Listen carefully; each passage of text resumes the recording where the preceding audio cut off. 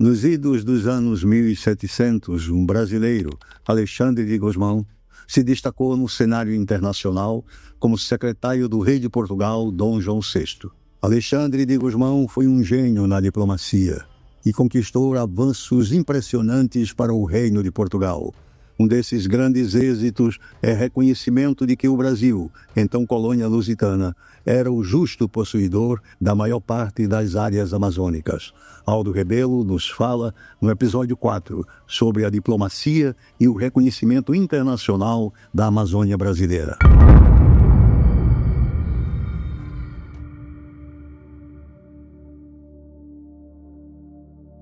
Por que nós devemos cultuar a memória de figuras como Alexandre de Gusmão e o Marquês de Pombal?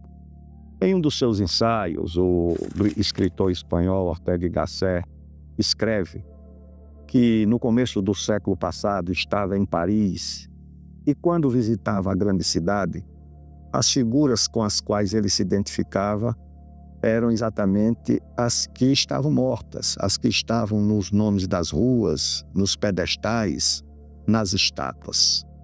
E aí eu pergunto, por que nós homenageamos os mortos? Por que nós queremos que eles permaneçam na nossa memória? Para os mortos, essas homenagens já não significam nada. Para o Alexandre de Gusmão, nada significa ter um nome de praça lá em São Paulo ou ter um busto no pedestal. Nós homenageamos por causa dos vivos, para educar os vivos nos valores cultivados por esses mortos, no espírito público, no patriotismo, no sacrifício e na renúncia por uma causa comum, por uma causa de todos. É para educar os vivos que nós homenageamos os mortos. E Alexandre de Gusmão e o Marquês de Pombal merecem essa homenagem pela sua contribuição para legar para o Brasil esse espaço físico que é a Amazônia brasileira. O Brasil deve a Amazônia a Portugal e Portugal deve, pelo menos em parte, à Amazônia a competência dos seus diplomatas e a qualidade dos seus estadistas. Vejamos o caso do Tratado de Madrid, celebrado entre Portugal e Espanha para delimitar as fronteiras dos dois impérios coloniais na América do Sul. Esse tratado foi celebrado em 1750, ou seja, em 1750, o Brasil, ou aquilo que viria a ser o Brasil, já era Brasil desde a ilha de Marajó até a cidade de Tabatinga, hoje na fronteira com a Colômbia. O Brasil foi desenhado, a base física do Brasil foi estabelecida por esse tratado em 1750. Isso foi uma grande epopeia diplomática. No mundo não há nada semelhante, não há nenhum precedente parecido. A Europa, por exemplo, muda as suas fronteiras pela guerra a cada 40 anos. Um dia desse, a Iugoslávia era um país. Hoje ela não existe mais. São 6 países: Sérvia, Croácia, Eslovênia, Montenegro, Bósnia-Herzegovina e assim por diante. A Alemanha, um dia desse eram 2, hoje é 1. A Rússia e a Ucrânia estão em guerra por causa de fronteiras e de limites. Israel e Palestina estão em disputa por uma fronteira de 60 quilômetros. E o Brasil tem as suas fronteiras estabelecidas sem que nenhum vizinho reivindique parte do território brasileiro e nem o Brasil reivindica parte de nenhum território dos vizinhos. A China e a Índia mantêm milhares de soldados naquelas montanhas geladas lá no Himalaia, também por disputas de fronteira. Essa epopeia nós devemos a essa diplomacia que não era somente portuguesa, era uma espécie de diplomacia luso-brasileira, porque o Alexandre de Gusmão era nascido em Santos, paulista e brasileiro, a serviço de Portugal. O negociador espanhol Dom José de Carvajal, o ministro Dom José de Carvajal, ficou mal na história, porque os espanhóis, e hoje também a historiografia sul-americana, atribui à Espanha um gesto de covardia na celebração desse tratado com Portugal e com a cessão de vasto território que seriam, hipoteticamente, pelo Tratado de Tordesilhas, domínios da Espanha e que foram cedidos a Portugal. É uma particularidade registrada pela história. A rainha da Espanha era portuguesa. Dona Bárbara de Bragança era filha do rei de Portugal, Dom João V, e esposa do rei da Espanha, Dom Fernando VI.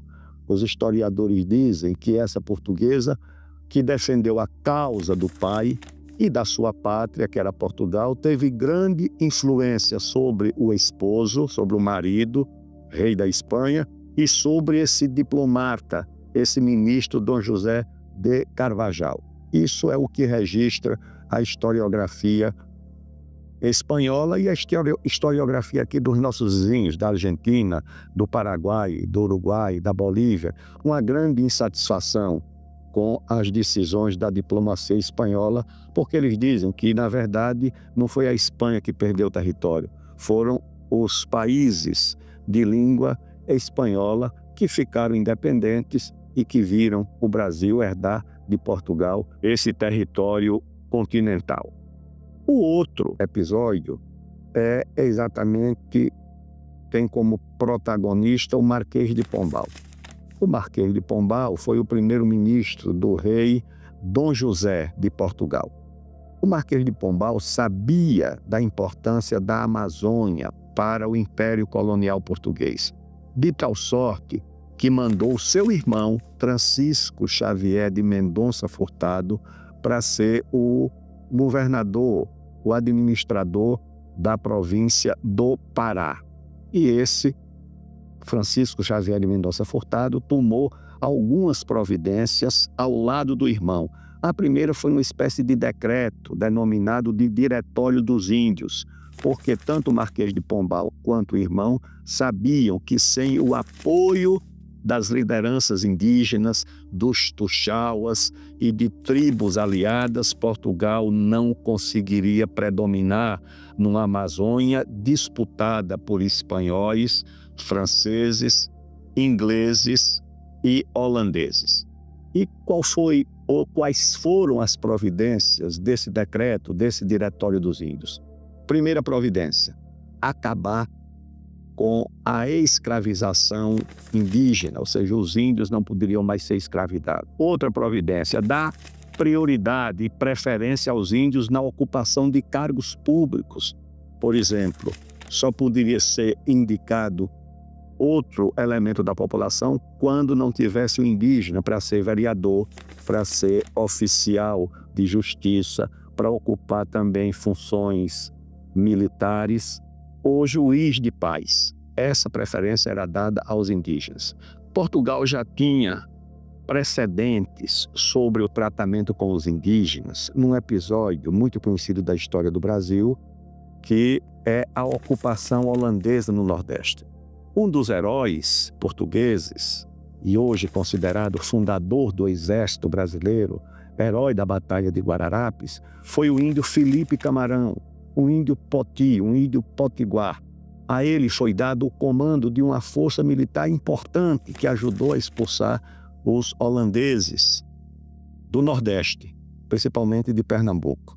O índio Poti foi condecorado, o índio Poti foi considerado o governador de todas as populações indígenas e o índio Poti foi tratado como um nobre pela coroa portuguesa. Que depois também Portugal distribuiu patentes militares às populações indígenas. Hoje é muito comum os tuxauas, os chefes das tribos da Amazônia, usarem a patente de capitão. Querem ser chamados por esse nome de capitão e se consideram, portanto, herdeiros dessa tradição portuguesa de conferir patentes e de conferir funções públicas às populações indígenas.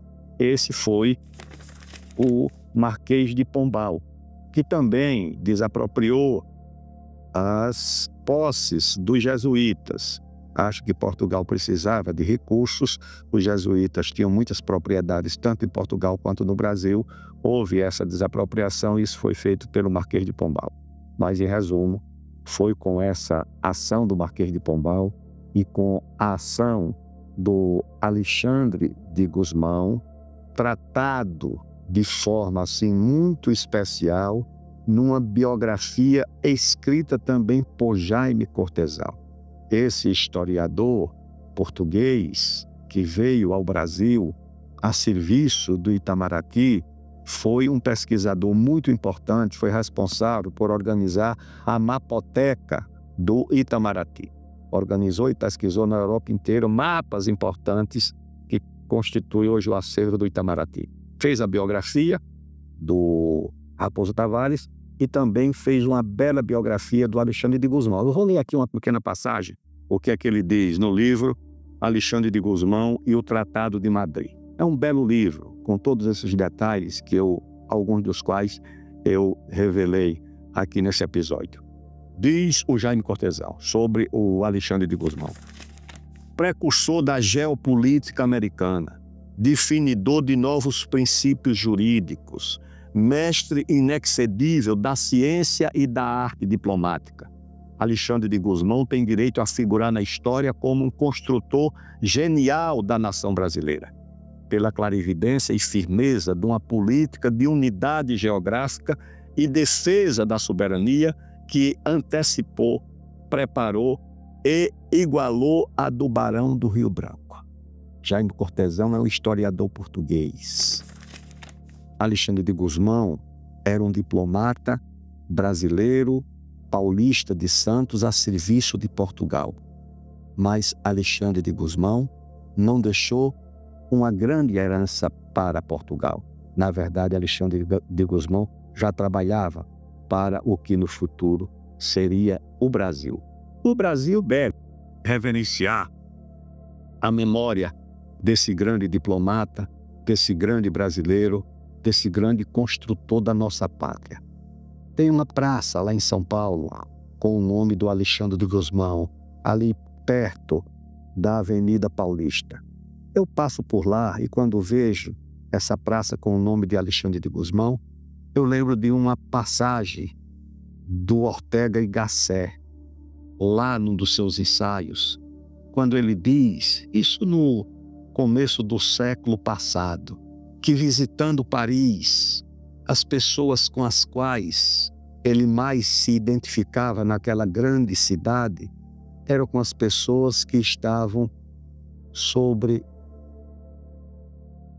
os pedestais. As pessoas com as quais eles mais se identificavam eram as pessoas da história. Eram os bustos, os pedestais ou tinham nome de ruas. E por que as pessoas homenageiam essas figuras? Para eles, essa homenagem já não faz mais sentido. Qual o sentido para o Alexandre de Gusmão ter um nome numa praça em São Paulo, ou numa escola, ou um busto num pedestal? Nenhum sentido. Essa homenagem faz sentido para os vivos, ela tem sentido educativo, ela tem sentido pedagógico, ela tem sentido de cultuar e de dar permanência aos serviços que essas pessoas prestaram, à sua inteligência, à sua capacidade, ao seu espírito de renúncia. O Ortega y Gasset se identificava com os mortos, não pelos mortos, mas pela obra, pela memória e pelo que fizeram pelos vivos. É isso que nós devemos às figuras.